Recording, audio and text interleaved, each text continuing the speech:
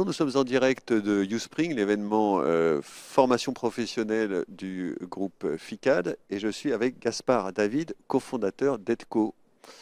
Bonjour Gaspard, Bonjour Christian. est-ce que tu peux nous présenter Edco? Ouais, bien sûr. Alors, Edco, nous, on est une solution spécialisée dans l'évaluation des formations. En fait, on met en place des systèmes d'évaluation 100% sur mesure chez chacun de nos partenaires pour leur permettre de piloter la qualité et mesurer l'impact de leurs actions de formation. Il faut savoir que nous, aujourd'hui, on a un positionnement qui est unique puisque les systèmes d'évaluation qu'on met en place sont, une fois de plus, sur mesure. Et donc, on va accompagner nos partenaires de A à Z dans la création des questionnaires, le meilleur mode de diffusion. Et enfin, construire des tableaux de bord sur mesure où toute la donnée est compilée, analysée pour leur permettre de suivre la performance de leur formation.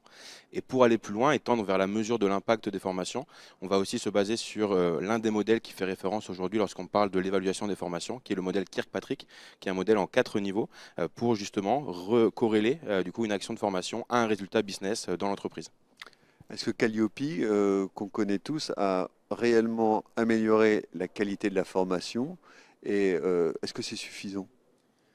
Alors, pas vraiment, puisque aujourd'hui, il faut savoir que la grande majorité des entreprises se concentrent uniquement justement sur la mesure de la qualité, donc de la satisfaction à chaud.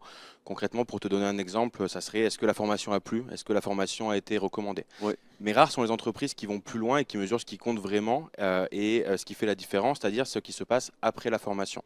Est-ce qu'on a observé un changement de comportement? Est-ce que de nouvelles compétences ont été développées? Et je pense que c'est vraiment ça le sujet, au-delà de la qualité, puisqu'aujourd'hui on est dans un contexte économique vraiment sous tension.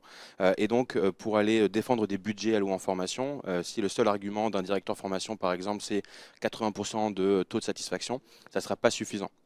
Et donc l'objectif vraiment aujourd'hui, c'est d'accompagner, c'est vraiment ce qu'on fait chez Edco, cette transition, passer de la satisfaction à la mesure de l'impact pour vraiment corréler la performance d'une action de formation au résultat de l'entreprise. Donc si je comprends bien, Calliope mesure la qualité et Edco mesure l'impact. En gros, c'est ça. En gros, c'est ça. Et comment est-ce que vous mesurez l'impact? Alors, une fois de plus, nous, on va se baser sur le modèle Kirkpatrick. Ouais. On va d'abord essayer de comprendre ce que souhaite mesurer l'entreprise. Donc, est-ce qu'on souhaite mesurer, une fois de plus, de la qualité, mesurer les apprentissages ou alors les changements de comportement? Il faut savoir qu'une formation n'a réellement de valeur que lorsqu'elle va venir changer des comportements.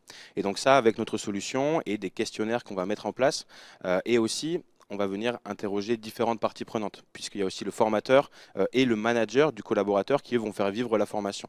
Donc on va venir interroger toutes ces parties prenantes à travers nos questionnaires et venir interroger justement sur les changements de comportement et sur la mise en application des nouvelles compétences.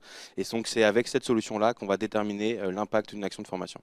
Donc l'impact, ça veut dire que je vais mesurer le ROI de ma formation et donc du coup savoir si elle a vraiment un impact business sur mon entreprise. C'est complètement l'objectif à terme. Ouais. Super, merci beaucoup Merci pour cet Christian. éclairage. Et restez connectés sur Bismart, bien sûr.